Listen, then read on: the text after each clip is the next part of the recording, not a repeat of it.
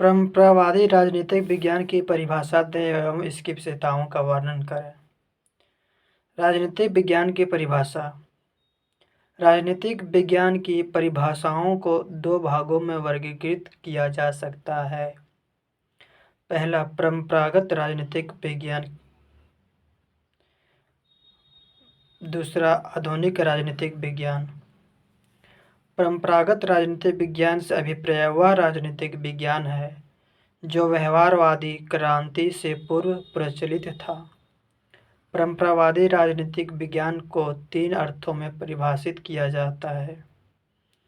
पहला, राज्य के अध्ययन के रूप में। राज्य के अध्ययन के रूप में विद्वान द्वारा दिया गया परिभाषा।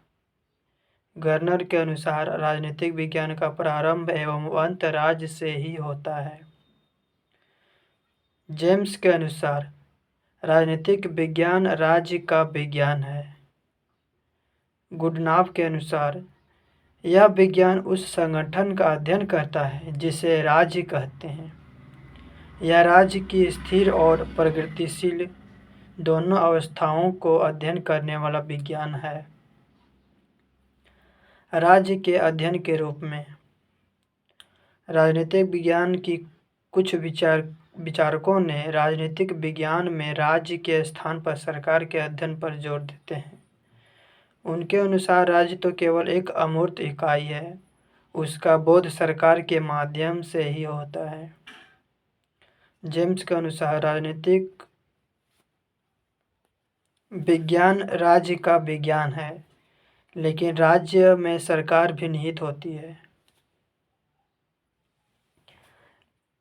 ली कांग के अनुसार राजनीतिक विज्ञान सरकार से संबंधित है।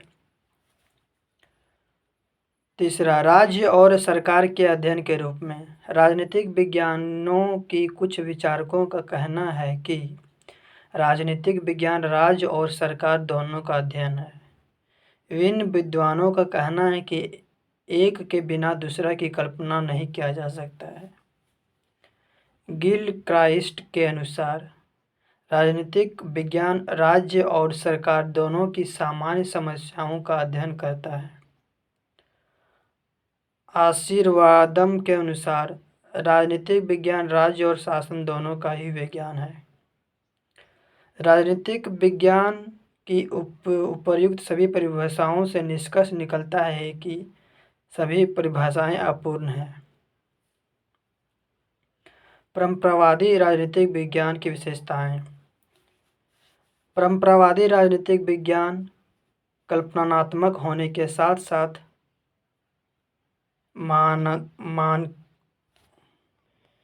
मानकात्मक है। परंपरागत राजनीतिक विज्ञान के निम्नलिखित विशेषताएं हैं। पहला, कल्पनात्मक।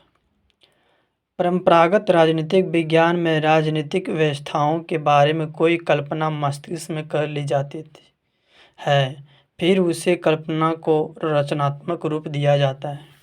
दूसरा, राज्य का नैतिक संस्थान मानता है।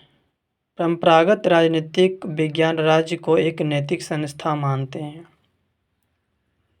तीसरा, दर्शन शास्त्र से प्रभावित अध्ययन। परंपरागत राजनीतिक विज्ञान का बहुत बड़ा भाग दर्शन शास्त्र से प्रभावित है। परंपरागत राजनीतिक विज्ञान पर दर्शन शास्त्र इस प्रकार छाया हुआ है कि हमें राजनीतिक विज्ञान दर्शन शास्त्र की एक उपशाखा जैसा प्रतीत होता है। चौथा, संकुचित अध्ययन है। यह अध्ययन पाश्चात्य राजनीतिक व्यवस्थाओं तक ही सीमित रहा है, क्योंकि आगे तक ध्यान नहीं दिया गया।